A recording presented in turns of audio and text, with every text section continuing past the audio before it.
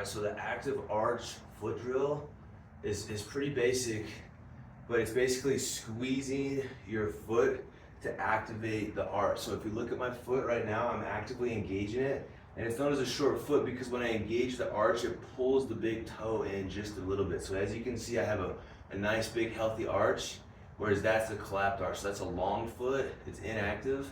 I want a short foot, active arch in that foot. And what I'm doing also is I'm spreading my toes. So I'm extending them, and then I'm creating that arch. So this is how we want our foot to be. And you're engaging it actively right now, but over time, the goal is to where your body is just automatically doing it. You don't really have to think about it. So just a standing active arch, so you're gonna spread both feet and then engage your arch standing up nice and tall. And then you're gonna drive all your toes into the ground. So I'm like actively pushing into the ground. So I can feel the bottoms of each one of my toes almost like gripping into the ground. And you may get some cramps doing this, that's okay. Big thing is to not hyperextend the knees, so slight bend and just nice active arch position.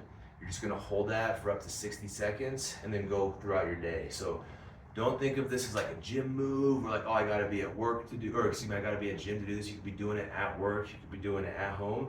Just activate your arches, stand there, spread your toes as wide as you can. But this is the first step to really developing your foot strength, is the wide toe splay and active arch position.